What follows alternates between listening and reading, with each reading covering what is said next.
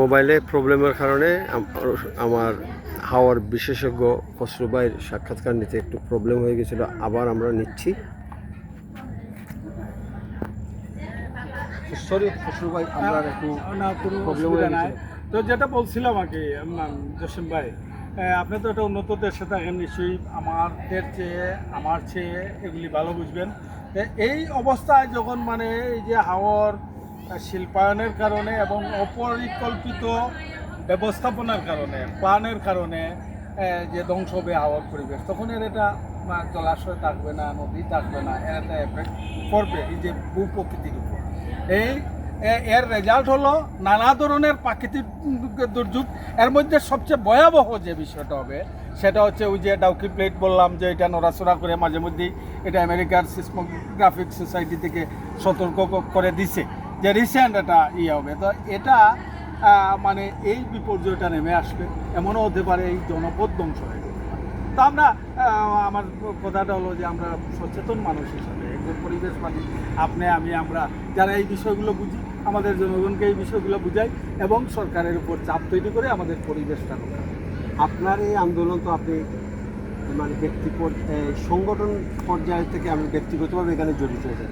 এইখানে কীভাবে আপনি লোকাল যে অর্গানাইজেশন গভর্নমেন্ট আছে, যেমন ডিস্ট্রিক্ট কাউন্সিল, জেলা পরিষদ, উপজেলা পরিষদ, পৌরসভা, ইউনিয়ন পরিষদ, কি আপনি কীভাবে ইনভলভ করতে পারেন এই হাওর রক্ষার আন্দোলন সফল করার? দেখেন, খুব ভালো একটা প্রশ্ন করছেন। আমাদের দেশে ব্রিটিশরা যে আইন কানুন তৈরি করে দিয়েছিল এই ভারতীয় এই সাবকন্টিনেন্টালে, ওগুলো দিয়েই চলছে। এরপরে আইন হয়েছে, সরকার হয়েছে, স্বাধীনতার পরে আইন হয়েছে, কিন্তু বেসিক্যালি এখনও ব্রিটিশ আইনগুলো রয়ে গেছে, তাই অনুসরণ করে আমাদের দেশ চলছে আর কি।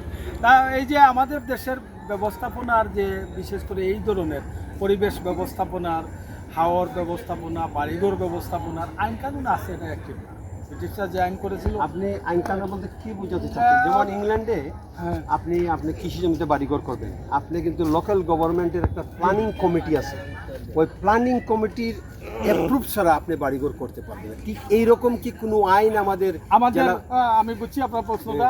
আমাদের আইন আছে, ওই যে ব্রিটিশরা তো এখানে গমন করে গেছে, আমাদের আইন আছে, কিন্তু এটার মানে অ্যাক্টিভেশন নাই। Why district council not implementing this? আমাদের যে লোকাল বোর্ড, যেটা এটা আগে লোকাল বোর্ড ছিল, জেলা লোকাল বোর্ড বলতো আর কি। হ্যাঁ, এর ধারাবাহিকতা এখন ইউনিয়ন পর্যন্ত পৌঁছেছে, একদম গ্রামীণ সরকার কাঠামো, যেটা গ্রাম মানে স্থানীয় সরকার, এটা ইউনিয়ন হচ্ছে আমাদের সর্বনিম্ন স্তর।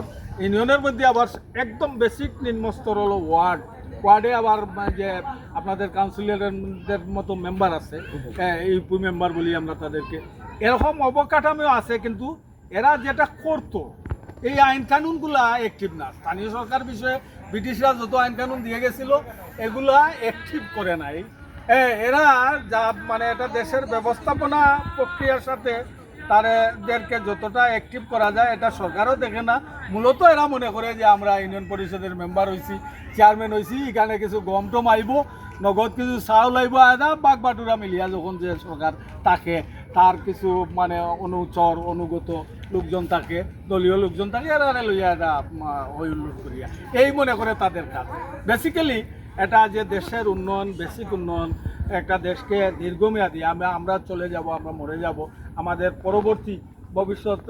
পরবর্তী প্রজন্ম আসলে ওরা যে এটা সুন্দর বসবাসযোগ্য দেশে থাকবে, পরিবেশে থাকবে, এই বিষয়গুলো নিয়ে তাহলে হাওরের কৃষি জমি, জলাভূমি, মৎস্য বৈচিত্র্য, উদ্ভিদ বৈচিত্র্য রক্ষায় আপনার কি কোনো প্ল্যান আছে যে আপনি লোকাল গভর্নমেন্টকে লাইক ডিস্ট্রিক্ট কাউন্সিল, জেলা পরিষদ, উপজেলা পরিষদ, ইউনিয়ন পরিষদকে কি আপনি ইনভলভ করার কোনো চিন্তাধারা আছে? আমরা ধন্যবাদ আপনাকে, এই বিষয়টা ভালো একটা বিষয় বলছেন। আমরা আসলে আগে তো যে বিষয়টা আমি বিশেষ করে সোহেল ভাই, আমরা যখন শুরু করি তখন আইন কানুন ডাইরেক্ট হাওয়ার সুরক্ষার, নদী সুরক্ষার, যে বিশেষ করে হাওয়ার সুরক্ষার সরাসরি কোনো আইন ছিল না। সৌভাগ্যের বিষয় হলো আমরা এই আন্দোলন সংগ্রাম করতে যাইয়া আমরা মানে বিগত ইন্টারিম গভর্নমেন্টের সময় একটা অধ্যাদেশ জারি হয়েছিল, এই আলোকে আমরা মতামত দিয়েছিলাম। হ্যাঁ, এই আলোকে এটা আইন, এটা সুললিত এবং আমাদের বিবেচনায় অত্যন্ত ভালো একটা আইন হয়েছে। হাওর ও জলাভূমি সংরক্ষণ অধ্যাদেশ। আইন এখন ওটা আইনে পরিণত হয়ে গেছে আগেও দেয় আইন 2000 এপ্রিল পাস হয়েছে আবারও জলাভূমি সংরক্ষণ আইন 2026 নামে আমরা এই আইনের সুবাদে আমরা দেখছি এখন আমরা যে প্ল্যান করছি যে স্থানীয় সরকারকে ইনভলভ করা যায়, জেলা প্রশাসনকে এবং জেলা পরিষদের প্রশাসন যেটা আছে এই কাঠামোকে পৌরসভাকে এটা ইনভলভ করার একটা স্কোপ আছে, আমরা এটা চেষ্টা করি। হাওর রক্ষায় স্থানীয় গভর্নমেন্ট লাইক জেলা পরিষদ উপজেলা পরিষদ তারা কি নিজ উদ্যোগে কি কোনো ব্যবস্থা নিতে পারে না হাওর রক্ষায়? হাওরের কি আগে তো সুনির্দিষ্ট করে আইনই ছিল না, এখন যখন আইন হয়েছে দেখি ওনারা কি করে শুধু গম চাউল এবং বিতরণ। ওই নিয়ে পড়ে থাকে না আসলেও দেশের টেকসই উন্নয়ন নিয়ে ওনারা ভাবেন কিনা। এখন তো আইন হয়েছে দেখি ওই আইনটা ইমপ্লিমেন্ট করার লাগে ওনাদের ধ্যান ধারণা বা ভাবনাগুলো কেমন হয়, আর আমরা তো আছি। থ্যাংক ইউ খসরু ভাই আপনার এই মহামূল্যবান এই মতামত দেওয়ার জন্য আপনাকে অশেষ ধন্যবাদ। আপনি ভালো থাকবেন। ধন্যবাদ আপনাকে, থ্যাংক ইউ।